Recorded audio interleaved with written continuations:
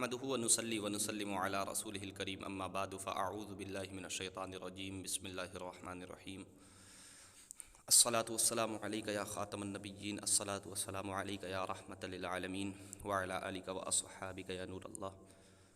آج جو ہے ہم بیان، آج کا جو نیا سبق ہے وہ غسل کا بیان ہم پڑھنے کی کوشش کریں گے، چونکہ اس سے پہلے جو آپ جتنی بھی سبق آپ نے پڑھی ہے تو وہ وضو کا بیان تھا اور بھی دیگر باتیں تھیں، نماز، وضو۔ اب جو ہے غسل کا بیان کہ غسل کس کو کہتے ہیں عند الشرع۔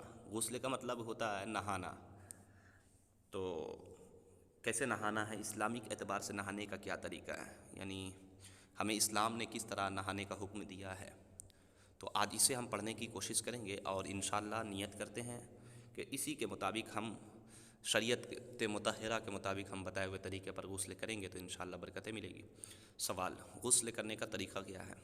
جواب، غسل کرنے کا طریقہ یہ ہے کہ پہلے غسل کی نیت سے دونوں ہاتھ گٹھوں تک 3 بار دھوئیں، یعنی نیت ارادہ ہو کہ ہم غسل کر رہے ہیں اور 3 بار گٹھوں تک ہاتھ دھوئیں، پھر استنجے کی جگہ پر دھوئے۔ اس کے بعد بدن پر اگر کہیں نجاست حقیقتاً یعنی پیشاب پخانہ وغیرہ ہو تو اسے دور کر لیں، یعنی بدن کے کسی حصے پر بھی اگر نجاست لگا ہوا ہو تو اسے آپ دور کر لیجئے۔ پھر نماز جیسا وضو کریں۔ نماز جیسا وضو جیسے کہ ہم بتا چکے ہیں وضو کے طریقے میں کہ نماز کس طرح کرنی ہے، وضو کس طرح کرنا ہے، تو اسی طرح وضو کریں آپ، مگر پاؤں نہ دھوئیں۔ یہ تو آج کے زمانے میں جو ہے نا یہ تھوڑا سا چینج ہو گیا ہے کہ پہلے زمانے میں انسان مٹی وغیرہ پکا کا انتظام نہیں تھا تو نہاتے تھے تو پھر سب پانی ایک جگہ جم جاتا تھا، تو وہی کہنا ہے کہ مگر پاؤں نہ دھوئے۔ ہاں اگر چوکی یا پتھر وغیرہ اونچی جگہ پر نہا رہے تو چونکہ آج کے زمانے میں ہم نہاتے ہیں تو پانی رکتا ہی نہیں ہے، تو آپ پاؤں بھی دھو سکتے ہیں، کوئی مسئلہ نہیں، پاؤں بھی آپ دھو سکتے ہیں۔ لیکن پہلے زمانے میں ایسا نہیں ہوتا تھا، پہلے نہاتے تھے تو پاؤں کے نیچے پانی جم جاتا تھا، تو جو غسل کا پانی وہ پاؤں کے نیچے چلا گیا ہے، تو اس لیے وضو میں تھوڑا پریشانی ہوتی تھی۔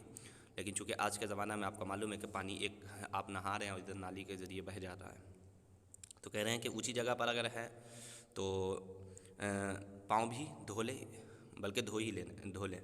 اس کے بعد بدن پر تیل کی طرح پانی چپڑ لیں، تیل جس طرح آپ لگاتے ہیں بدن پر اس طرح پانی کو چپڑ لیں۔ اس سے کیا ہوگا کہ غسل میں جو ہے نا ایک بال برابر بھی سوکھا جگہ نہیں رہنا چاہیے۔ اگر آپ ناپاک ہے اور غسل کر رہے ہیں تو یاد رکھیے کہ ایک بال برابر بھی اگر سوکھا رہا تو پھر آپ کا غسل ہوگا یا نہیں، تو وہی کہہ رہے ہیں کہ پانی کی طرح چپڑ لے تاکہ آپ مطمئن ہو جائیں گے۔ پھر 3 بار داہنے کندھے پر پانی بہائے اور پھر 3 بار بائیں کندھے پر، پھر سر پر اور تمام بدن پر 3 بار پانی بہائے، تمام بدن پر ہاتھ پھیرے اور ملے، پھر نہانے کے فوراً بعد کپڑے پہن لیں۔ یہ عالمگیری یعنی فتاوی عالمگیری میں اس طرح غسل کرنے کا طریقہ لکھا ہوا ہے۔ چلیے آگے پڑھتے ہیں۔ اس میں کوئی چیز سمجھنے کی بات نہیں ہے، بس آپ اس کو اگر دھیان سے پڑھ لیں گے یا سن لیں گے تو انشاءاللہ آپ کو خود بخود سمجھ میں آ جائے گی۔ سوال، غسل میں کتنی باتیں فرض ہیں؟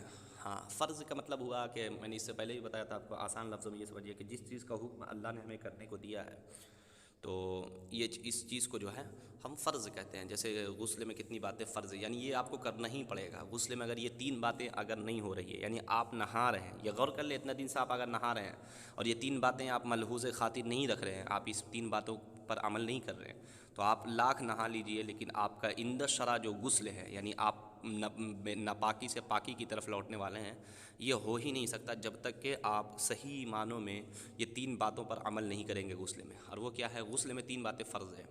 سب سے پہلا کلی کرنا، کلی یعنی کلی کر لیجئے، ناک میں پانی ڈالنا، ناک کے نرم ہڈی تک پانی آپ پہنچائیے، اور تمام ظاہر بدن پر سر سے پاؤں تک پانی بہانا، یعنی تمام ظاہری بدن اس لیے کہ بدن کا اندرونی حصہ میں پانی بہانا یہ فرض نہیں ہے۔ جو ظاہر ہے جیسے کان کے اندر پانی بہانا فرض نہیں ہے، ناک کے ایک دم اندر پانی بہانا فرض نہیں ہے، ناخون کے اندر نہیں ہے، یعنی جو ظاہر ہے، جو ظاہر ہو چکا ہے بدن کا ظاہری حصہ ہے تو اس پر آپ کو پانی بہانا فرض ہے۔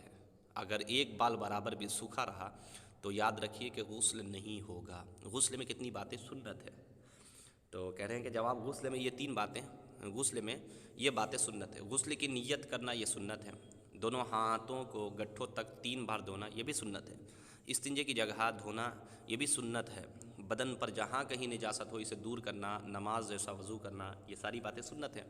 بدن پر تیل کی طرح پانی چپڑنا، داہنے مونڈھے پر پھر بائیں مونڈھے پر، یعنی داہنے کندھے پھر بائیں کندھے پر پانی اور سر پر اور تمام بدن پر 3 بار پانی بہانا، تمام بدن پر ہاتھ پھیرنا اور ملنا، نہانے میں قبلہ رخ نہ ہونا اور کپڑے پہن کر نہانا ہو تو کوئی حرج نہیں ہے۔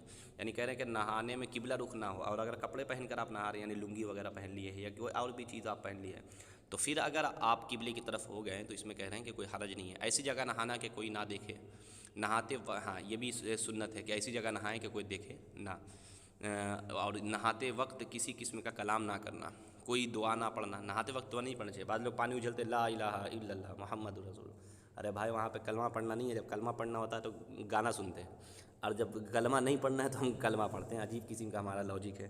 تو یاد رکھیں نہاتے وقت جیسے ہم بچے کو بھی نہاتے ہیں تو آخری پانی جب ڈالتے ہیں تو لا الہ الا اللہ محمد رسول اللہ، نہیں، اس وقت کلمہ نہیں پڑھنا چاہیے۔